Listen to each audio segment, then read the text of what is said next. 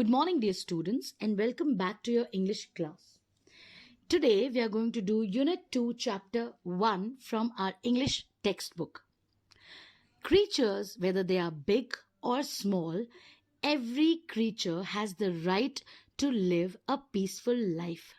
Sometimes we do not understand this basic concept of letting other creatures live. We need to understand that every creature deserves a peaceful life.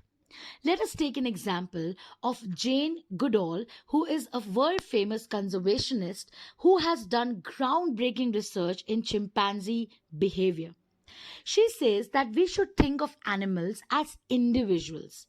When she first began writing reports about her study subjects and referred to these chimpanzee by name, scientists were shocked. They thought that she should have given chimpanzees like Flo and David Greybeard identifying numbers instead of names.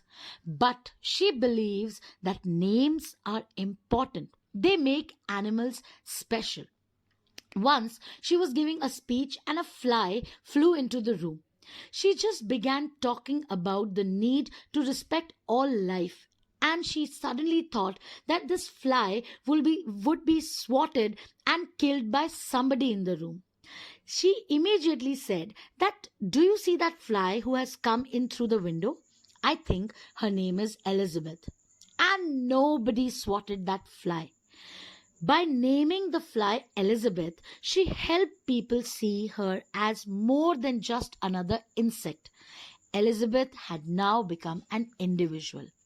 We need to understand that creatures are a part of our ecosystem and they are always there to be a helping hand for us humans. Let us read about the story of Gary Finkel, who was paralyzed ever since he was injured in a swimming pool accident many years ago. Gary Finkel is a quadriplegic, meaning someone who is permanently unable to use his arms and legs. He is one of an estimated 90,000 Americans who have lost almost all of the feeling and movement below their shoulders due to severe spinal cord injuries. Gary lives in a house on a hilltop outside the village of Andes, New York. Living with him are his wife Mickey and a female capuchin monkey. Capuchin monkeys are agile and intelligent, long-tailed monkeys. And the name of this monkey is Joe. Gary Finkel was one of the first quadriplegics to be helped by a group called Helping Hands. Simian Aids for the Disabled. Simian is related to monkeys and apes. Helping Hand was started by Dr. Mary Joan Willard. It gives disabled people trained capuchin monkeys to help them become independent. Shortly after Helping Hand was started, it received publicity in newspapers and magazines and on television. Now it is no longer a novelty but a proven success that makes a real difference in the lives of the people it serves. Gary uses his mouth to control a small laser point attached to his wheelchair.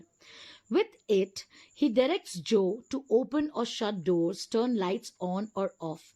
Joe can even change books or magazines on a reading stand and can change the tapes in a cassette player. Joe brings him prepared snacks and drinks from the refrigerator and clear away the empty dishes. Joe is even trained to feed Gary, and when commanded, Joe can fetch the remote control for Gary's television, which the monkey puts on the wheelchair in such a way that Gary can use either the laser pointer or the mouth stick that he has to change the channel or turn on or off the television. The mouth stick is a quadriplegic's main tool, as quadriplegics are people who lose all their functionality below the shoulders. They can only turn their head and use their mouth to pick or drop things.